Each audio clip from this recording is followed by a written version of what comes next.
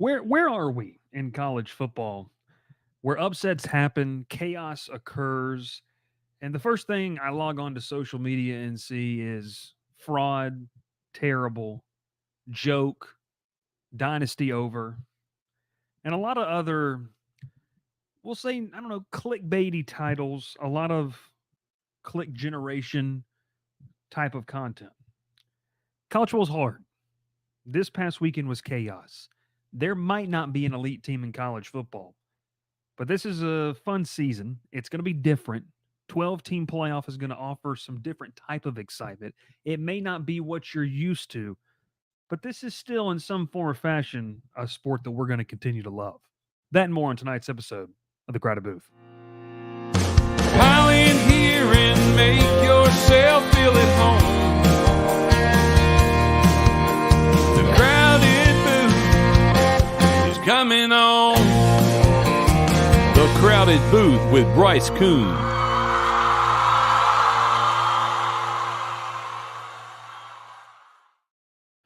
Welcome in, welcome in. I'm joined tonight by the one and only Will Manis once again for the 19th straight episode. Ralph has taken a knee against the Crowded Booth. No, he's just not on. I mean, Will. I mean, obviously we know had obviously a tragedy in the family, but he is elected to go on a date, which okay. He has elected to work, which is what he's doing right now. Your thoughts? Is he ducking us? Is he ducking the viewers because of his playoff picks? I don't know. I think I should be the one ducking viewers. I think everything that I said on Wednesday's show was incorrect. It ended up being wrong. I think almost everything I said. Yeah, you texted. So, okay, for if you haven't tuned in, you can go back, obviously, and watch the episode show.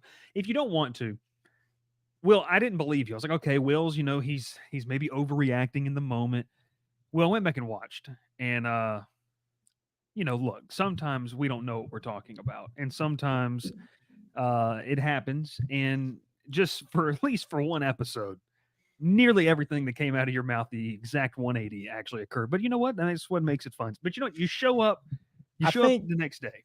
I think the two things I got right was my best bet, which has been hard to come by this year, and the fact that Auburn was going to get blown out. I think those are the two things I got correct. Yeah, that's tough. I wanted to get to this big topic here of conversation across the landscape. We had it on talk radio down here in Baton Rouge this week, or kind of, I should say, this morning, as I was taking my daughter to the babysitter. And well, look, we know. I mean, the shelves in the stores and the supermarkets are already starting to not just fill up, but honestly, we're starting to see a deficit of Halloween candy. And I wanted to ask you because my wife about 20 minutes ago had the audacity to say, "Hey, don't take that candy bar that's on top. I'm not going to tell you what it is right now." But I said, "Honey, you don't have to worry about that because I will not be touching that candy bar in any existence whatsoever." So I want to know what's the best and the worst Halloween candy, maybe that you've ever received or just in general. Where do you rank your Halloween candy? Number one is Reese's peanut butter cups. I mean, head and shoulders above everything else. Peanut butter cups. Worst, this could be a hot take. There is a niche crowd for it, but I do not like Swedish Fish. Not a fan of Swedish Fish at all. God, those things are terrible. I mean, this is my thing with Swedish Fish, by the way. We're going to talk college football. Don't worry. We got 55 more minutes of airtime to fill here. But Swedish Fish, they don't taste like anything. It's like just chewing on a piece of rubber. Tastes like nothing. Yeah. And I kind of felt like that about licorice for a long time. I'm not a big licorice guy. I'm not a fan of licorice. Some people love it, though. Gavin said Halloween is dead, which is actually probably the most correct statement he's made in doing that. Dr. Bob says bread lines and deficits are the norm now. Okay. Also, we're going to have to shut down. The Discord is going to have to be shut down on November the 4th. I will just say that right now. It is going to have to be shut down. He goes, I bet you're talking about a payday. Not a fan of a payday, but that's not what I'm talking about. Ooh. Oh, well, I love peanuts, so I'll eat a payday. Okay. I'm cool. Peanuts. I like a nice nougat. I'm not afraid. I used to love Three Musketeers as a kid, not so much anymore, but it's not bad. Milky Way, anything with caramel and peanuts, I'm good with. And I went with the old reliable. Well, before I hopped on the show, I said, "Hey, we had dinner. You can see right here. I just had a quick little minis Hershey's candy bar. You can't go wrong with this. Too much Maxwell chocolate for me. Twix is S tier. I believe the S tier is good, and Twix are very good. Aaron says Swedish Fish are the red Sour Patch Kids without the sugar and the sour crap on it. It might be that's honest to God. It might just be rubber. Gelatin is what that is. Just gelatin, and you're eating it. Dr. Bob says the worst is candy corn. No, I love candy corn. I will say that. I hate candy corn. I love candy corn. I don't know what it is. The mystery airheads slap, and the little mini ones, those are amazing. Cold recess peanut butter cups are on top. What is a cold recess peanut butter? What does that mean? Does Aaron eat them adversely hot? Is he eating hot peanut butter cups? Yeah, some people put them in the freezer or refrigerate them. They are good that way. But I am down. I will say, I'm down for putting like chocolate peanut butter stuff, like what you just said, in the freezer. Those are good. Okay. Can you hear my kid screaming in the background? No. Okay, good. Andy says Kit Kats are the win. Another solid. Kit Kats. They're number 2 on my list. Very, very good. We're not letting Sam speak. Hashtag let Sam speak, Clayton says. That's tomorrow night. Talking Tuesdays tomorrow night. Will, my wife, had the audacity.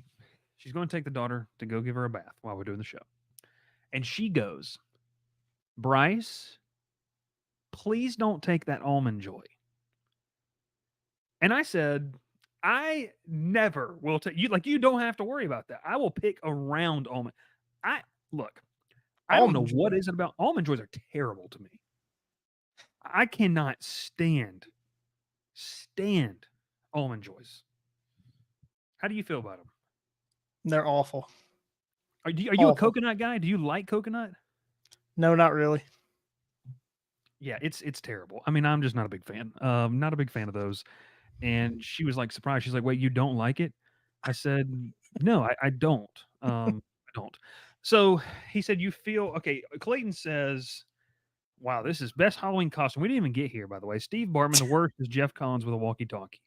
Almost Joys are underrated, and you feel healthy while eating them because it has coconut. I can't do it. I'm not a big fan.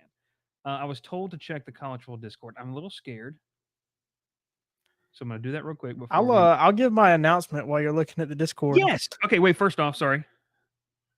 Aaron says Kit Kat in the fridge. There you go. You got it quicker. Will take the stage. Will with a massive statement that he needs to say here, right here. Will, I'm going to give you center stage here, pal. So go ahead and take it. I didn't want that. So I got to put you somehow on there. I don't really know how to do that. So I'm just going to. Okay. I got engaged this weekend. So there you go. I will be getting married sometime. Don't have a date set, but it finally happened after 8 years of dating my girlfriend. We're finally engaged. So there we go. You love it. You gotta love it. That's great stuff. That's great stuff. Obviously, Maxwell says will. Clayton says let's go. Andy with the little party balloons as well. Sam says he likes this news. No, that's a big development that has been in the weeds for some time. And Maxwell says she said yes, I will. That's pretty good. Clayton said knee touched the ground before the fumble. That's also that's pretty good. That's pretty good. So yeah, no, Will doing what Mario Cristobal failed to do last year against Georgia Tech, taking the knee. So congratulations. That's exciting. The whole Discord is not invited to the wedding. That would be one of the most uncomfortable things I think we've ever experienced in our life. Would be so uncomfortable. It would be so. We'll just forget the family on the list and just invite the Discord. An Evite, just at everyone. And that one guy that checks the Discord once a year just shows up, and we don't even know who he is. Like that'd be hilarious. But no, that's good stuff. Maxwell says make Jonesy the best man. Wow. Yeah, I don't even know what to say. The bachelor party would be at the tire shop. I mean, I think that's what we've come to the conclusion of. No, but look, it's also big news. Halloween is here. Will got engaged. Will, you enjoyed a nice weekend in the Georgia mountains. Was the weather nice up there? It was great. It was great. Got back to Columbus yesterday back to the heat. I think it was 88 today. I'm ready for some cool weather. Yeah, so obviously, and we'll talk about this more on Wednesday, and I'll actually have a full preview episode I'm going to record with someone about this. LSU plays Ole Miss, Will, and they've already kind of said the forecast: 6:30 local time kickoff, 7:30 Eastern. It's going to be 68 degrees and partly cloudy at kickoff. That is football weather. I mean, when you talk about, and especially to get it down here, that's nuts. So I'm really excited. Going to be a crazy atmosphere, 101,000 people there, and it's going to be that. Congrats, Aaron says. Now you have a +1 suffering watching Auburn football. Aaron, she does not watch Auburn football. She's a Georgia fan. Wow. I actually didn't know that she was a Georgia fan. Yeah. I thought she was just kind of like an agnostic towards the college football world. She pretty much is. I mean, both of her older sisters went to UGA. What? She's not an avid Georgia fan, I guess. No. I mean, she was certainly pulling for Georgia on Saturday, but I mean, we were. In fact, yesterday or Saturday was the most civil we've ever been at an Auburn Georgia game. She and I went to the 2017 Auburn game, which was, I mean, I was early in our relationship. We were a year in, and I thought she was going to break up with me. She did not like how I acted. My wife and we were dating at the time. We sat at the top of the stadium, which was the wind was whipping. On the other side. I mean, the wind was whipping at the top of that. So it was freezing. Jonesy says, no way I can marry a Georgia fan. I did, Jonesy, and she only barks a couple times a day. It's not constantly. So it's not. You've got to find that if you're going to be with a Georgia fan, you've got to find the few that think that barking at people is psychotic. Yeah. No, that's true. I had Auburn fans barking at me after that game, which was hilarious. And I now it doesn't bother me. What would Tech fans do? Would they just bzz? I mean, what do they do to people? Walk up and pinch you and say they're stinging. Blueprints for buildings up in front of them. I mean, I don't know. Like pinch you and say they're stinging you. You are a UGA fan though, Bryce. God, I keep forgetting that. I keep forgetting it. Need a few of those pee pads around the house for when they get too excited. That's hilarious. That's good stuff. Dr. Bob says Tulane on a bye. Should Dr. Bob make his first appearance inside Tiger Stadium? Seriously, if and look, we know Dr. Bob. We know his profession. If you got the money, this is going to be a good one to be at. I think LSU Ole Miss. So, hey, good opening of the show there. Obviously, some big news, and we miss Ralph, but we will obviously hopefully see him maybe on Wednesday night or tomorrow night. I at this point, I have no clue when he's going to come back on the show.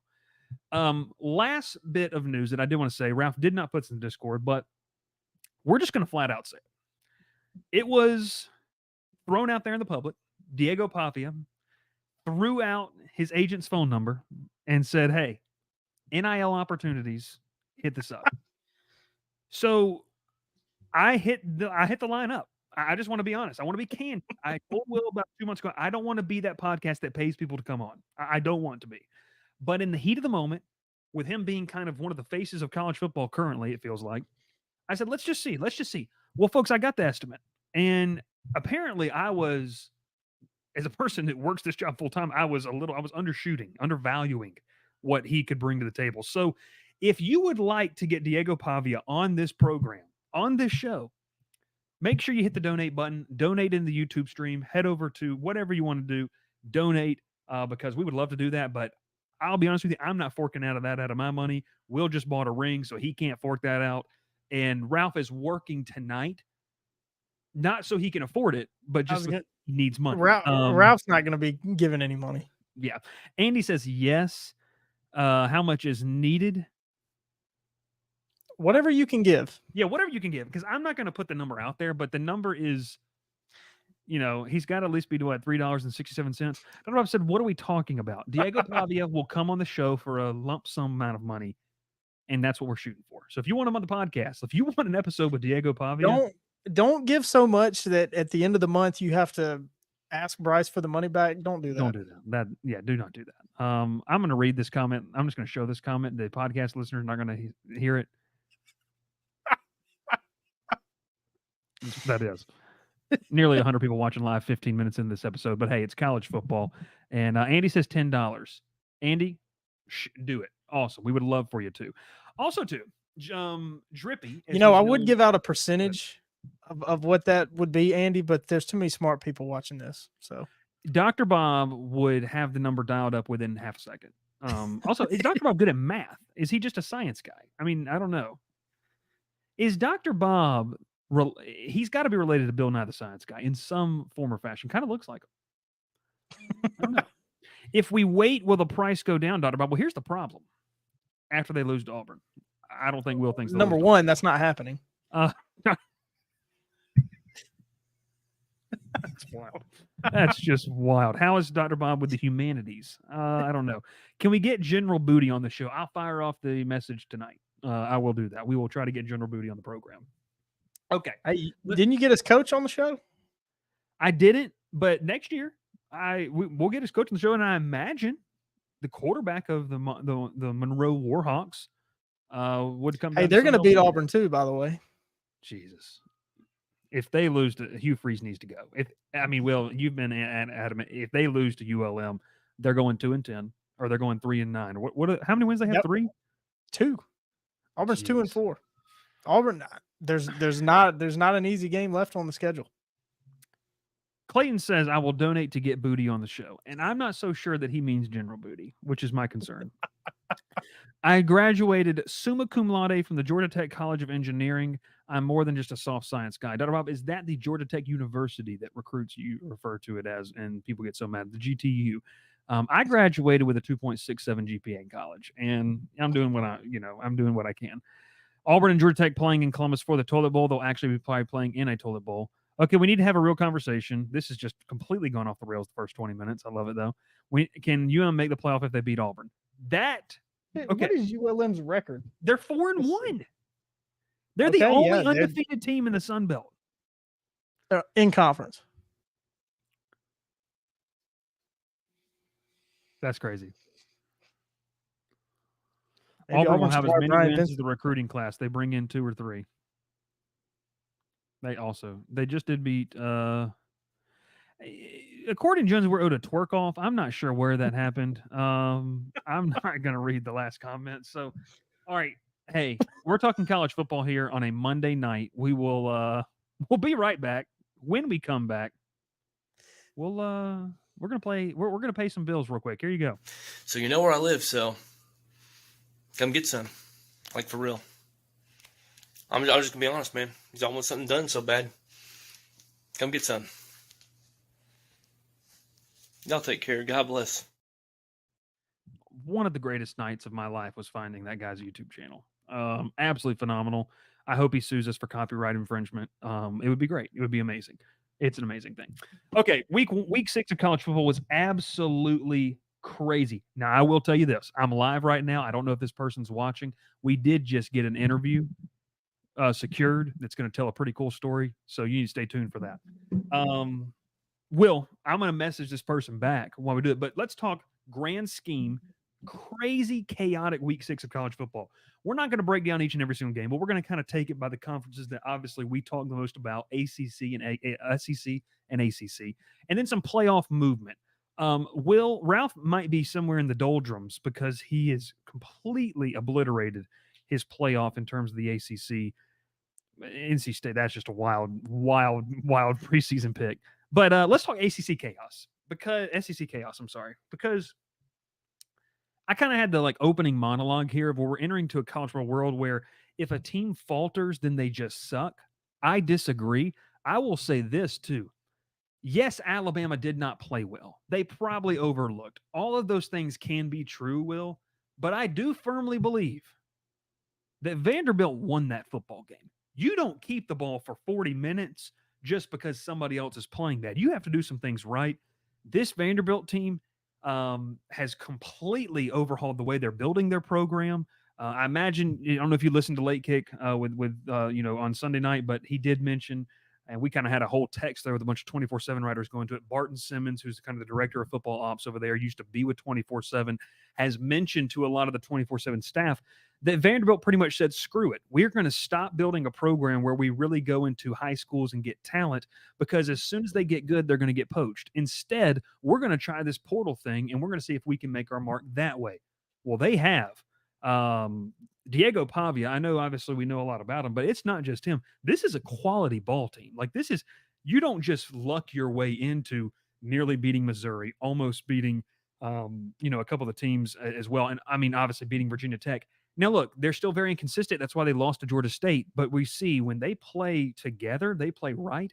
Their best is nearly is beating one of the better teams in the country. Yeah, Vanderbilt's really good, but I mean, I think the story really is Alabama and faltering in this game, not being able to get a stop, having discipline issues. I mean, we knew it was not going to be the same with Nick Saban retiring, Kalen DeBoer coming in, but I don't think anybody would have thought Alabama would ever lose to Vanderbilt. I saw a graphic that in 17 years, Nick Saban, he played Vanderbilt 5 or 6 games, I think. He gave up 13 points across 5-6 games, however many it was, over 17 years. Kalen DeBoer plays 1 game, gives up 35. Wow. And it was so unlike Alabama, what we've used to see. And I said it last night when I called in, and this is more so everybody. You look at Tennessee losing to Arkansas, Missouri losing, getting blown out by Texas A&M. Yeah. The regular season does not matter as much as it once did with the 12-team playoff. Like, all 3 of those teams lost. Ole Miss lost to Kentucky. None of those teams are out. They all have 1 loss. None of them are out. Obviously still got more games to play. Most of them will play each other. If not all of them will play each other at some point, but they're not out of it. Whereas in the 14 playoff, Alabama loses to Vanderbilt, their season, well, if they weren't Alabama, their season would be over, but yeah, they would find a way to sneak back in at 4. And that was what the concern was. And I think you see fans saying, well, they're just terrible because they lost. The fans haven't caught up to realize that it doesn't mean as much as it did before. Losing a game doesn't mean as much. Whereas I think the players, it's already in the mindset of the players. Like, Alabama should never lose to Vanderbilt. They should never give up 40 and lose to Vanderbilt. But yeah, it was a lack of focus. It was certainly a lack of focus. They said, well, we beat Georgia, we're in. We don't have to worry about it. We're in the driver's seat. But they I mean, I didn't watch any of the game because I was at a wedding, but kept checking the scores. Like, man, Vanderbilt, they're still winning. They're up by 2 scores. They're still winning. Crazy. Well, and to your point, I mean, you're exactly right, Will. It's just, I don't want people to take away what Vandy was able to do. This, we have talked about this so many times. There is still 11 other guys on the other side of the football field that are trying to do their job and win a football game. Now, Vanderbilt, credit to them. This is a different Vanderbilt team. I think it blows the water, and it does move the goalposts back in terms of if you're a Vandy fan. And look, we joke that, are there really Vandy fans? Well, a bunch of them carry the goalpost 3 miles from the stadium. Bill, I think you've been to Nashville before. I was in Nashville last year. We went to Vanderbilt Stadium relative to where they dropped that thing down. That's not easy foot traffic. Like, that is ridiculous. That to me is crazy. So the fans, if you're a fan, like, you don't move the goalpost back and have expectations. You're just enjoying this because this is the most relevant Vandy has been in the news cycle and just in general since James Franklin was there and was winning 7 to 8 games. So I think it's awesome for Vandy. But to your point about Alabama, this is a bad loss. This isn't people try. I was going back and forth in the comment section on Facebook and hand up. Shouldn't have done that. Call out myself. Shouldn't have done that. And it was with a local Columbus media personality, you could call them. And I said, this game, people trying to say this is just like Saban losing to ULM. No, Alabama was not good that year in 07. Kalen DeBoer walked into one of the best situations in college football, even with all the portal exits and the portal entries. You don't lose this game. I feel very, very confident saying Nick Saban doesn't lose this game. And I'll guarantee you as well, it's the small things. I still think Kalen DeBoer can be a good football coach. I think in the grand scheme of things, Alabama will still be fine as one of the best top 10, top 15 teams in the country. What I will tell you, though, is these small things are what we saw when said Alabama player kicked the ball through his mouthpiece and essentially told his coaches to piss off. The best way of putting it, that he wasn't coming out of the football game. The small things, I don't. That's the difference between Saban and whoever's going to come after this. DeBoer is a good football coach. He's going to win some games in Alabama. The sky's not falling. This is a bad loss. They're going to have to go back to the drawing board. I will say, it wasn't by luck that Vanderbilt moved the ball. Alabama's defense has some issues. They haven't played great defense since the first and second quarter against Georgia, which I know is just what, 6 quarters total. Yep. I'll be interested to see how much longer that continues because Alabama has some tough games. Tennessee, LSU left on the schedule. I'm not sure the other teams that they play in the SEC. Missouri, Oklahoma.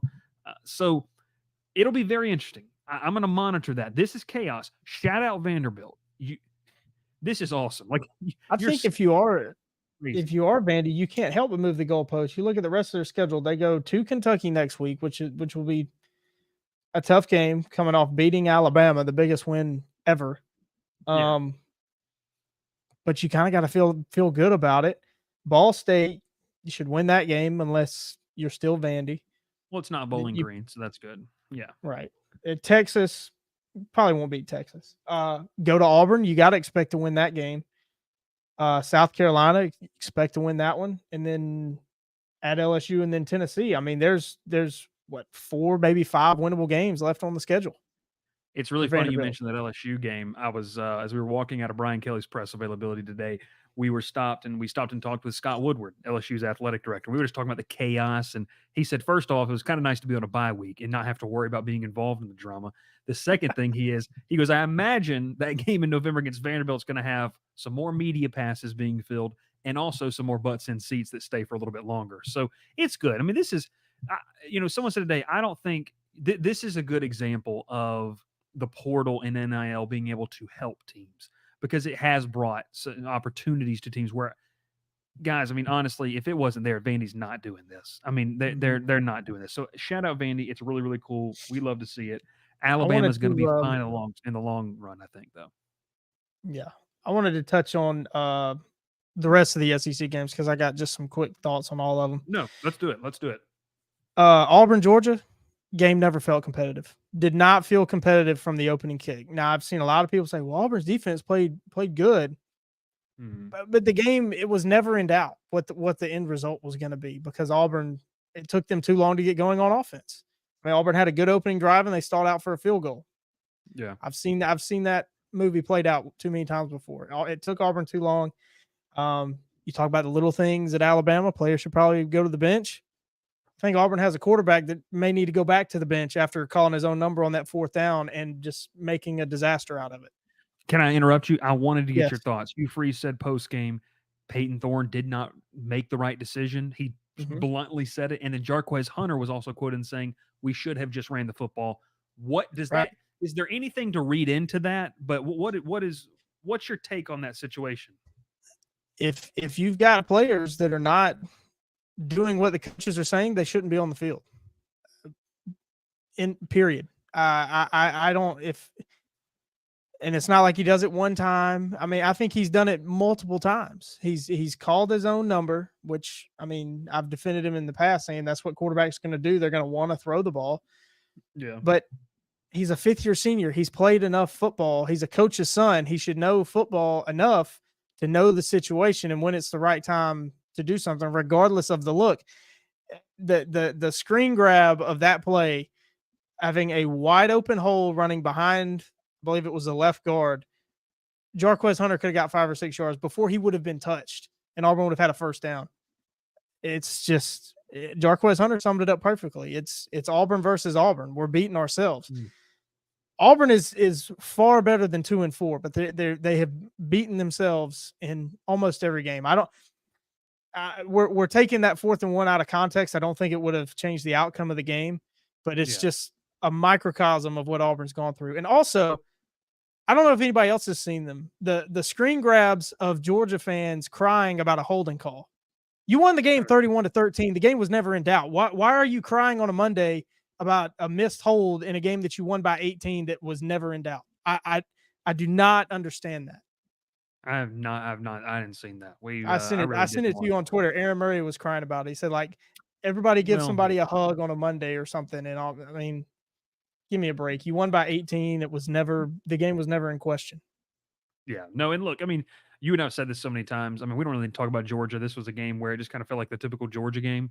They just kind of suck the life out of a team. They don't really. Mhm. It's not. It doesn't. The box score doesn't look dominant, but when you watch the game, you're like, yeah, there was never really a chance. The thing about Auburn, I mean, I will. I'm going to say this, and then we'll move on to the next couple games. I do not understand why you don't run the ball with Hunter, you don't run it with Austin, and you don't run it with Jeremiah Cobb, and you occasionally pass. To me, Peyton Thorne should not be throwing the football more than 20 times a game. You run it with he those three shouldn't be. guys because I'm going to say right now, and I've never called out people personally, the left side of your offensive line is trash. It's awful. They cannot pass block. There's a certain guy on that left side that is slow as molasses, and he cannot move. Get him off the field. He couldn't start another I mean, SEC school. he couldn't start at Mississippi State.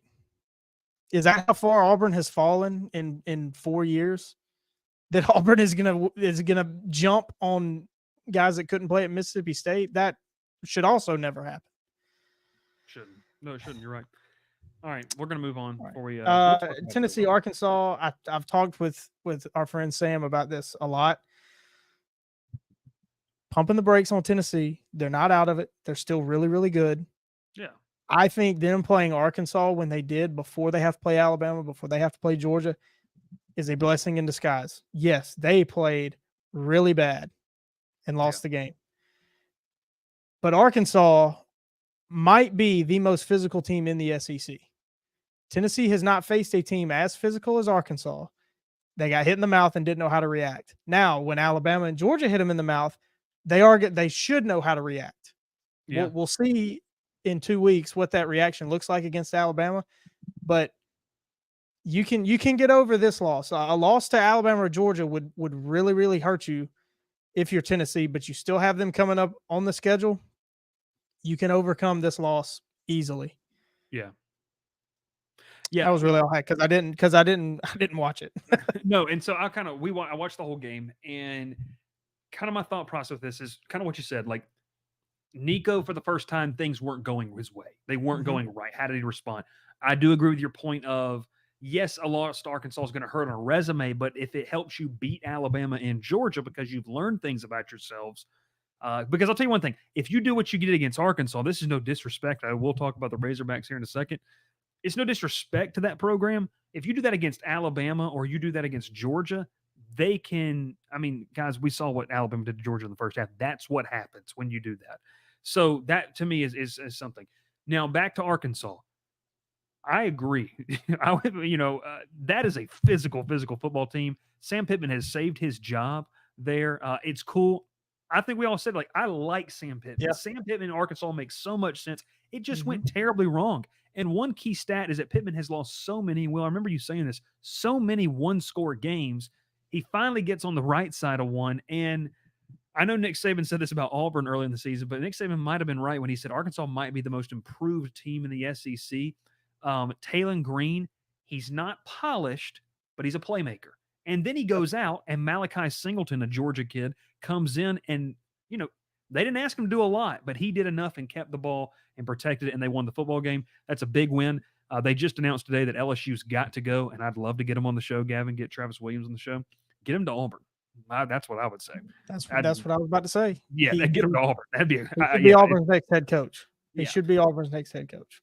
LSU's got to go to Arkansas. It's been a game LSU fans have kind of overlooked. They just announced the night kickoff on ESPN. Little Rock's going to be wild. I won't be there for that one, but it's going to be wild. No, I agree with your point there. Where you want to go with this? You want to go Mizzou A&M? Yeah, Mizzou A&M. I watched more of this game than any other one because it was early. Missouri just got dominated.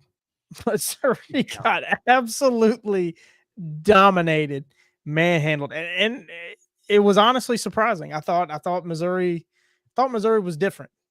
Maybe not, but again, well, I was going to say similar to Tennessee, but I'm going to disagree with myself. Vandy hit him in the mouth last week, and now they go on the road to A&M, got hit in the mouth a lot and a lot harder, and didn't know how to react. But again, we knew Mike Elko would do things like this. Yeah, at A&M in year one with all that talent that is still on that roster. So it's not that big of a surprise. It was a surprise to me because I thought Missouri was really a contender, national title contender. Someone pointed out on our message board over at Go 24/7 the numbers and the statistical numbers compared to last year and this year, and it really is a stark difference. And the biggest difference you're seeing now, look, offensively they didn't play well, but I think what you're seeing is they no longer have the luxury of having all the NFL talent they had on defense and a really good defensive coordinator to help when that happens. So I really like the way that A&M played. I mentioned this, I tweeted this out. A&M still had the talent. They still have the talent. Nick Scorton? Nick Scorton, that kid. I think Scourton, I think is how you say it. The kid's good. Nick on the edge, that's really what we'll good. call him. He's good. And He's they've playing on gelled Sunday. well together. Yeah, they've gelled well together. And Mike Elko has that program believing and playing tough physical football. I think they got away from that. And look, I mean, we sit here week 6. There's 3 undefeated SEC teams: Texas, Texas A&M, and LSU. And I'm telling you right now, for as many people complaining about rivalries, not getting to see, that Texas A&M game is going to be crazy on Saturday after Thanksgiving. It's going to be nuts. A&M, very, very impressed. Very impressed with that win, though. Yeah. What was the Ole other Miss, SEC South game? Carolina. Yeah, Ole Miss, South Carolina. Huge bounce back for Ole Miss. They proved me wrong. I didn't watch any of that game, but they proved me wrong, clearly. Well, I'll say this about that game. I watched it. The Georgia obviously had in-laws in town, Georgia grads. They watched the Georgia game. I had the Ole Miss South Carolina game on the iPad. South Carolina, I think they're going to be good. I mean, they've got a good front seven. They're going to have a good defense for like a few years. Lenora Sellers just got to grow up. I mean, I think that's the biggest thing with them. I they're a think solid this team. Yeah, I think they're going to make a bowl game and Yeah. maybe win one, depending on who they match up against. And I did want to say something about UCF and Florida. Okay. Let 'em know. Gus, come on, Gus. You got to right the ship. Got to right the ship. I mean, when UCF started 3-0, I really thought they were going to start 5-0. Tough down in Orlando. I still think they're going to win the Big 12. They're 1-1 in the Big 12. I still think they're going to win it. I don't blame you. That's not a bad take. It's not a bad take.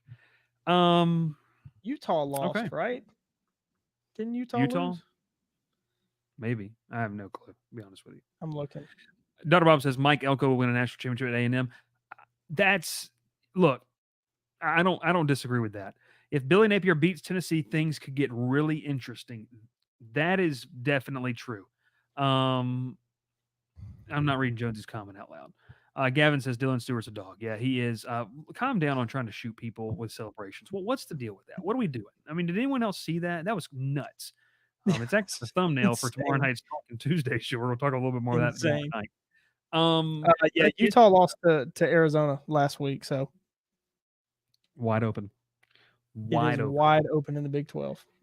All right, let's move on to a conference where, we're starting to see maybe some new ACC contenders. No, Will, put your hands back down. Hands up. I don't care what happens the rest of the season. Okay? The people who trolled us, the people who called us morons, the people who dared to defy what we do here. Satire, you get it, okay. Ladies and gentlemen, pony up. SMU, now I know Florida State's trash. SMU is 2-0 in the conference, 5-1 overall, a impressive win on the road at Louisville, and they have positioned themselves, keyword position themselves, to make a run to Charlotte. Will, in the ACC standings, we have Clemson, Miami, SMU, Virginia, and the Eli Holstein-led Pittsburgh Panthers undefeated in conference. Now, this is nuts. This is crazy. The ACC's nuts. I mean, and I don't know if you know this, when there was divisions, you had Coastal and then whatever the heck the other one was. They didn't make any regional sense. I hated it. But they called it, at the Atlantic, they called it Coastal Chaos. Well, the ACC is now just complete chaos. New ACC contenders, I've been impressed with SMU. Miami, to me, has dodged 2 bullets in a row back to back weeks. And then the phones in Charlotte have been blowing up in the second half of games Yes. the last 2 weeks for Miami. Virginia looks like they could be good. Your thoughts on the ACC when you look at this? I don't know. I think Clemson is. I don't want to pencil anybody in. I'm not ready to write it in pen. I feel like I'm getting close to saying Clemson's going to be in Charlotte. I just don't know who's going to be there with them. Not just forgetting what I said last week about Yes. one of the games. I will take this opportunity. We're through 6 weeks? 6 weeks of college football. Yes. I'll go ahead and tell you I told you so. Because I told you Clemson was going to be good, and I told you SMU was going to be good. I mean, hey, look. SMU just won their toughest game of the year. Their only loss is out of conference to BYU. I mean, they got to go to Virginia, but I think Virginia's fake good. I don't see them. Clip it. I don't see them staying. I mean, they got to play Louisville this week. They go to Clemson next week. They go to Pitt. They go to Notre Dame. I mean, they're not. I don't think they're going to be favored in any of those games. Probably won't be favored against SMU. So I think they've taken advantage of a light schedule. Richmond, Wake, lost to Maryland, Coastal Carolina, Boston College. Boston College without Thomas Castellanos. Yeah, that hurts. Although he was back. Hurt Ralph's feelings Saturday. Well, I'll tell you this. Clayton, here you go. Speaking of BYU, how are Mormon so good at football? It's because they have a Jewish quarterback. Well, there's that. The chaos that is college football. Ralph's ACC pick is, we're going to get to that in a second, is in the cellar of the ACC. An 0-2 NC State team. Grayson McCall got seriously injured. No laughing matter, but did get seriously injured in that game. They're terrible. 3-3. And UNC. We'll talk about that game all week. I don't even want to get to that. Mac Brown's definitely done in North Carolina, though. It is. Gavin Hart says Liv Moss coming back. I don't see him coming back. I mean, I think the only question is their next head coach already on staff? Oh God, I think that's the question. God. Jesus, I can't do that. We're not prepared for that type of episode. Tune in Thursday night. No, look, in all seriousness, you have Syracuse, Boston College, Louisville, Duke, and Virginia Tech and Wake Forest with all one conference loss. If Wake Forest makes the ACC title game, I'll shave my head. I will shave my head. I'll go full buzz cut.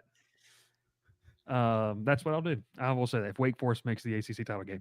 Okay, so there's that. Now, in all seriousness, Stanford has a conference win.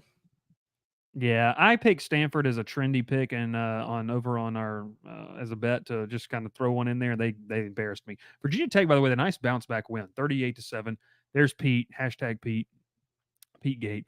Well, but when you look at these ACC contenders, we obviously what they're doing. I mean, we can talk about SMU, we can talk about Miami. Look, I mean, Eli Holstein and Pittsburgh, they're 5-0. Regardless of what you think about them, it's still a solid team. They're ranked this week. They're number 22 in the AP poll, which I don't know if that matters, but the ACC is up for grabs completely. I think we can just sit there and say that this conference is up for grabs. There's an opportunity for a plethora of teams. If I have to watch a Virginia Pitt ACC title game, I might throw up. And probably not watch it all. You won't have to watch a Virginia Pitt ACC championship. They won't allow that to happen. I mean, look, someone said earlier, let's go back to this right here. Pitt Panthers national champions. Clayton's getting a little too excited over there. Let's go more here. Maxwell says Georgia Tech's beating Miami when they come to Bobby Dodd. Look, I said that in the preseason. I said that Miami was going to be 9-0 heading into Atlanta. They're going to fall, and they're going to win the ACC still. But that's my take. New ACC contenders. I don't know if there is or not. And that kind of brings us to our final topic of the evening. Before we get to taking a look at the best bets. And Dr. Bob says they did allow a Wake Forest Pitt ACC championship in 2021. Yeah, but you know what? You had some exciting players. Can you pick it, Sam Hartman? Yeah. The sex appeal was there. That's the biggest thing there with Sam Hartman. Mm-hmm. Playoff movement. Speaking of our good friend Ralph, could Ralph hop on the episode live from the UPS distribution center? Because that would make for an all-time show. Ralph, well, I was going back and looking at this. Now, we're gonna put together a graphic, and we'll kind of put together our mid-season, as we not renegotiate, but we take a look back and maybe rework our playoff, what we think so far. Ralph had NC State going, and it's As the just 4 seed. it hasn't worked out. It just hasn't worked out. And so that's what that is. Your thoughts? Do you have any? Is there a new team you'd like to introduce? I don't want to spoil your whole playoff. I'll put those graphics together and we'll get them posted on our social media. We've got them. Where are they? Where are they? Oh, we do. Oh, here I'll pull them up. You're from the preseason. Where are they? You should have them. Yeah, we're right here. So here's our preseason picks. This is who is this? I believe this was me. This is you. Because I had South Florida. Yeah. So is there any big movement? This is you. This is you. I had South Florida. Oh, I had Memphis. This is Ralph. Yeah, because Texas Tech's the 4 seed. Oh, now, look, Ralph did want to brag. Texas Tech there's NC State. Well, they hadn't played anybody. NC State played Arizona. Is just a wild concept. It's just wild. Oklahoma State's not making the playoff. I think we can say that. Tulane's got an outside. Alan Bowman, get a job. Yeah, Will's been saying that for 5 weeks on the podcast. Here's those kind of looking back at the playoff. So we'll go to yours here. No, this is mine. Now, if I could change anything, I'd take Oklahoma State out. I was completely wrong on them. They're absolutely terrible. Kind of sad because Ollie Gordon kind of ends his college career on a really sour note, it feels like, too. I still feel comfortable with my ACC pick. The SEC pick I would like to change. I'd probably go Texas right now if I had to pick one. The Pac or whatever it is, the Big Ten pick, I would probably go Ohio State, but we'll obviously learn more on Saturday, kind of where that lies, Ohio State and Oregon matching off. I'm taking Missouri out. I'm probably taking Notre Dame out. I'm, for the love of God, taking Florida State so far away from the playoff that they can't even see it. And I might get frisky and take Ole Miss out. Ooh. But I don't know. I have to rework it. Did you see the tweet? It was like a quote tweet of the announcement of DJU having surgery. And it was a Florida State fan and said, I just know the committee's going to use this to keep Florida State out of the playoff this year. That is the tweet of the year. Tweet of the year. Yes. Aaron Holland says Toledo Rockets. Heck of a football team. And they just re-upped their coach, by the way. Now, look, listen, I see NC State. Why are there at least 4 ACC teams? Folks, this is preseason. We're looking back at what this has already happened. So that's mine. Now, Will, let's go to yours real quick. Anything you would like to bring back? I imagine the 9 seed, you'd like to get far away from that playoff. No, actually, no. The 11 seed can get away. I think I think the 12 seed. How about that 4 seed? Still there. I'm not giving up yet. They got 1 conference loss. I'm not giving up yet. Okay. Fair. That's fair. Big 12's wide open. It's wide open. Maybe some of the numbers are off. Maybe Ole Miss not being the 6th seed. Texas probably should be seeded higher. Maybe at 6. Oklahoma probably be seeded higher. You think Oklahoma would be seeded higher? You're keeping Oklahoma in the playoff. Yeah, keeping them in the playoff. Yeah, okay. I'm not telling. I'll say this again Wednesday. I think they win on Saturday. They own Texas. I'm telling you, they own Texas. They just got questions at quarterback, in my opinion. But that history shows it doesn't matter what happens coming into that game. Yeah. Maybe change my 12 seed, but the 12 seed is probably the hardest to predict because it's going to be a group of 5 team that's the 12 seed. And I still think USF's a good football team.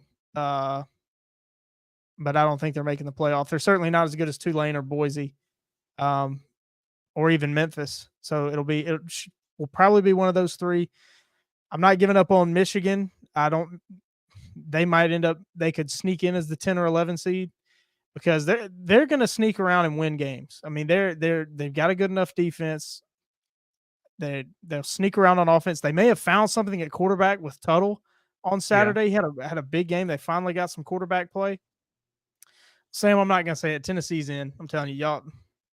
Y'all are going to beat one of Alabama or Georgia or both. I think Tennessee is that good. You got to. It's all about how you react. Got to get up off the mat after that game. But it's really just Florida State. Take them out of there. I think Ole Miss can still make the playoff. They showed me a lot against going to a tough South Carolina when they were vulnerable and just shutting them down. Yeah. That's fair. That's fair. I would add Is GT out? What's GT's right? How many losses GT got? 3. 2? 4 and 2? Georgia Tech's 4 and 2. They'd have to win the ACC. I mean, that's just you got and you've got to beat Notre Dame, Miami, 2 of the 3 of Notre Dame, Miami, and Georgia, and win all the rest of your games. No, there's no world where Georgia Tech gets in as an at-large team now. It's not happening. At 10 and 2, you don't think they get in? I think they get in. And as a 10 and 3 team, they're losing the ACC title game. No, 10 and 2, missing the ACC title game. No, I don't think Tech gets in. 10 and 2. Yeah.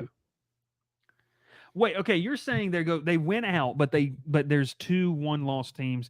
That would be very interesting, actually. Okay, I understand what you're saying now. If they win out, I think they're in because they beat Notre Dame, Miami, and Georgia. But that would probably mean they make the ACC championship game. Well, not if SMU and Clemson win out. Let's just play they don't play either of those teams. I'm not saying that Tech is out yet. But God help us. You just they're not out. They're not out yet. Ignited this fan base to we believe. I don't. They should hate me a lot more than they already do because I said I just got done saying on Wednesday that Duke was going to beat them. There you go. I just said on Wednesday that Duke was going to beat Georgia Tech, and now I'm saying Tech's not out of the playoff. That's called an identity crisis.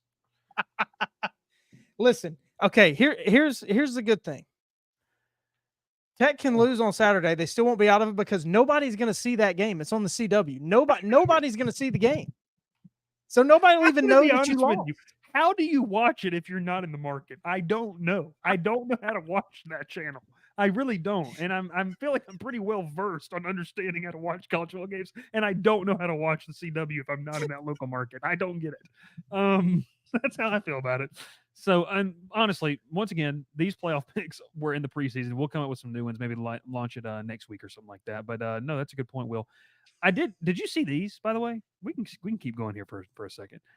Because I wanted to show you this. Bud Elliott. I shot him a text today. Did you see Bud Elliott's playoff picks? Interesting. No, I did not. So here you go. Are these updated? This is for this week.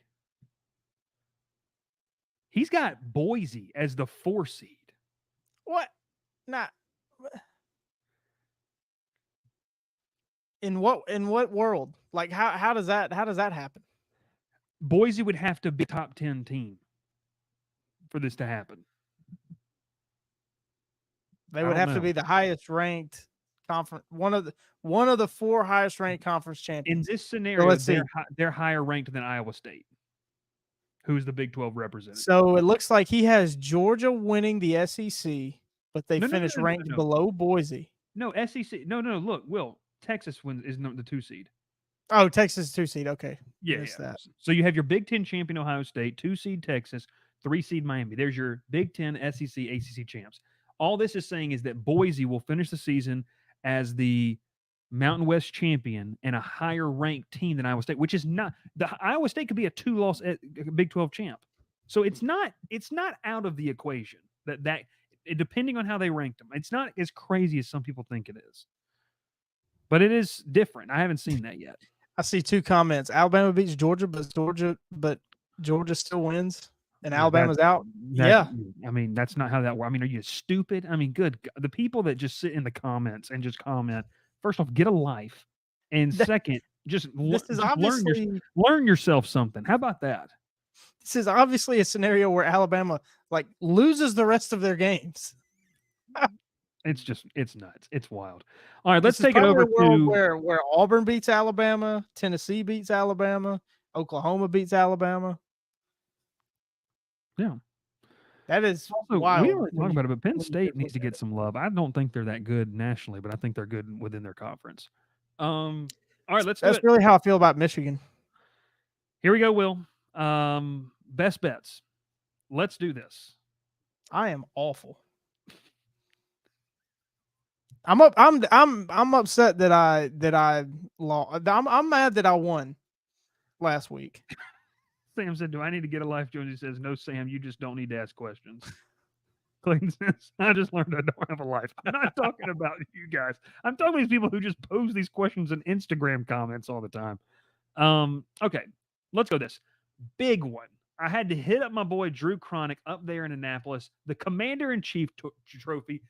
Suck it, Will, because I sat here and I told you that this is my pick, and Will came, well, traditionally, these games don't really score a lot. Navy covered by themselves, over 35 and a half. That's the second time they've done that this year. Your pick and my pick last year in week 0 are the two most outrageous picks we've ever seen in the history of this show.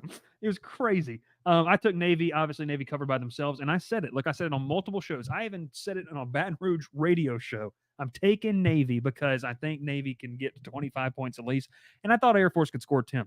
Air Force scores 7.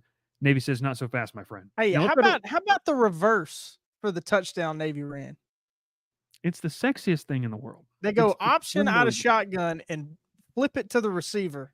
It goes untouched for it was like 35 yards. I want people to know that Will did text us that he would love to see Drew Cronick come and be at Auburn. He needs to learn the creed. Navy Army National Championship, lock it in. I will say this, and I said this on a podcast. I was on a podcast locally down here. I said, no matter what happens on November the 4th, I could honestly care less what your political leaning is. Navy and Army might save our country. It might save the country. Unfortunately, that's in December. So yeah, well, that's what I'm saying. After the fact, like for one Saturday, we might get a glimpse of what our country can be. Didn't want to get too political there. So there we go. Okay, let's go back to Ralph. Now, Ralph started off hot. Ralph was 3-1. He fell in love with Neil Brown. No, he didn't. He fell in love with Kansas, which was dumb. And then he took he liked Jeff Collins a lot. And then he pushed. no, he liked Duke. He liked Duke. Yeah, I don't know what he liked. Yeah, he liked Duke. And then he pushed. So Ralph is now 3-3-1. I am 3-4. Now, Will, let's talk about this. The Big 12 and the Pac-12, to a certain extent, have historically been known to put up points. These were two defenses ranked in the hundreds in total defense, rushing defense, passing defense, scoring defense, in the hundreds. I'm throwing out all logic the rest of the year. I'm just gonna look at the games. I might close my eyes and run my finger down a list of games and just pick one and say that's my best bet.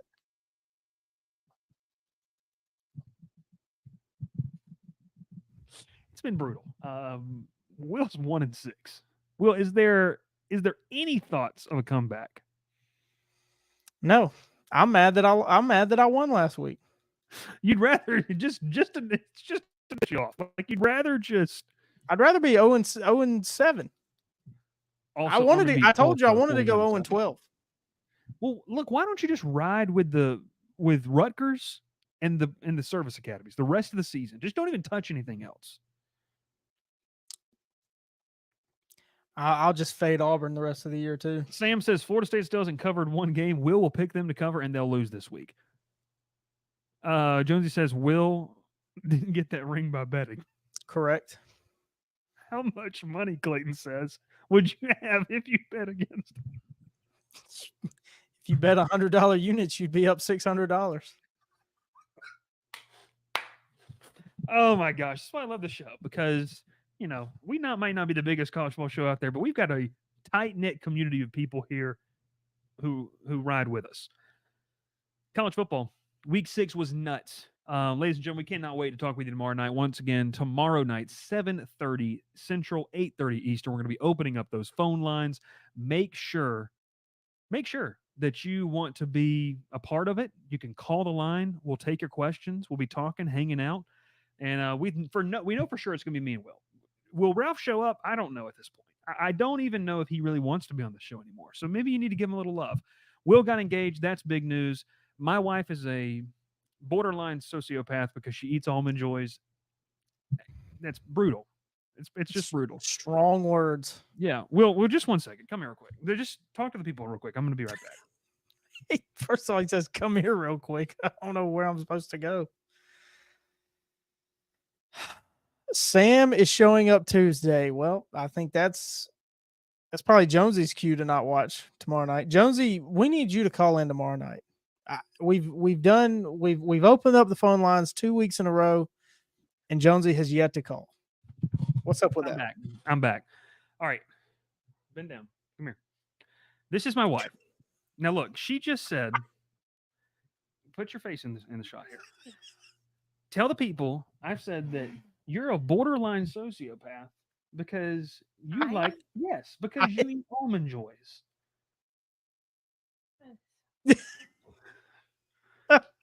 She just walked away. It's terrible. She said, "Don't eat this. Don't eat the Almond Joy." Like who do you say that to? You say that to 80-year-old women and like 2-year-olds that don't know any better. It's gonna be interesting. Tell you what, Bryce, you better sleep with one eye open tonight. I might sleep on the couch. We'll see. We'd be able to have the Vandy quarterback on the show, Clayton. Maybe. Will would win on a scratch off and throw it away. Sam is showing up Tuesday, so ready for the call-in show. Last live show for a bit. Gonna miss it. Aaron, is this your last live show? If it is, brother, appreciate it. Stay safe.